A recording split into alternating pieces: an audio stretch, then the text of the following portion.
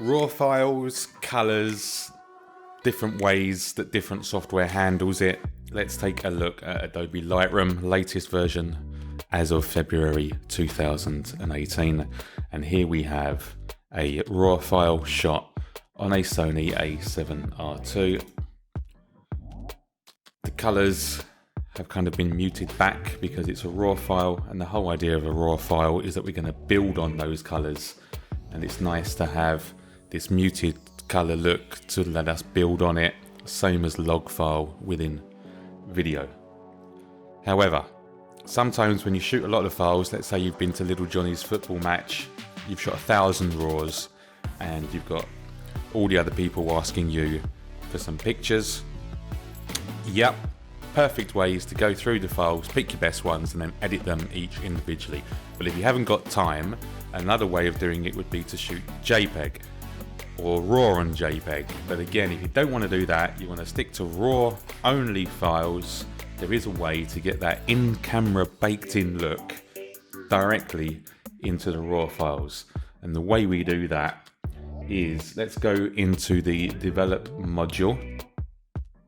And at the very bottom here, you'll see Process version for current, Profile is Adobe Standard. Well, you may have noticed in your actual camera itself, you have a thing called Creative Styles. You have, amongst others, Standard, Clear, Deep, Landscape, Night, Neutral, Portrait, and Vivid. If you have a look here, you have Standard, Clear, Deep, Landscape, Light, Neutral, Portrait, Standard, and Vivid. That first one, Adobe Standard. So they are the same. Now, I can tell you now they're not an exact match, but it will get you in the right playing field. So for an example, let's select Camera Standard and just watch what it does to the picture when I select this. And there you go. We'll also cut to a picture now. Ding. There you can see the picture in all its glory. And back to Lightroom. So that's done a pretty nice job. Let's see though how it compares if we actually look at both the files side by side. I've got an in-camera standard versus this raw with standard adjustments. Have a look. Okay, you can see that it isn't a direct match with the raw file being on the left and our JPEG being on the right, but it certainly isn't a million miles away from it. Let's have a look now at some of the others that you have in here. Go to our Develop module and let's start by loading one called, this is Clear, Camera Clear that we're looking at now.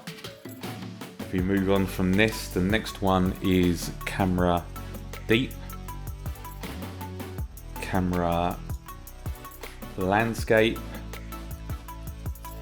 Night, Neutral, Portrait, and Vivid. Kind of like Vivid, so let us try it and make our raw file to those colors. Let's reset the file and select Camera Vivid here, and then let's compare the two to see how it did, if it got us anywhere near.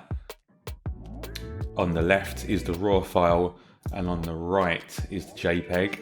So yeah, it's brought the greens up maybe a little bit higher there, but it's certainly got us in the right playing field. Now, there are still some settings that I would suggest that you make this into a preset.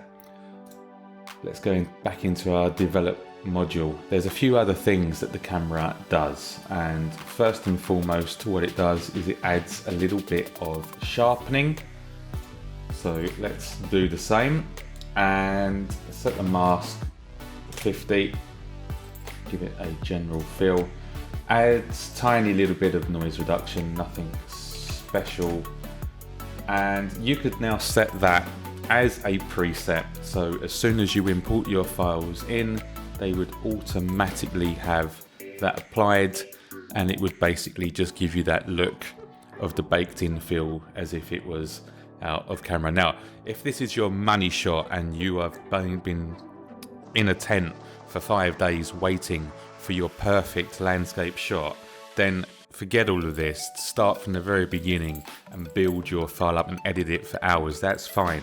This is just quick and easy. If you've just got thousands and thousands of RAW, you're almost thinking about shooting JPEG but wanted to stick with RAWs just in case an alien landed in the middle of the football field and you were like, damn, why didn't I shoot that on RAW? It's just an easy way that you can just go ahead and bake these colors in so that you can start distributing them very nice and fast. And there you have it, Adobe Photoshop Lightroom Classic, and how to get your in-camera styles to your RAWs.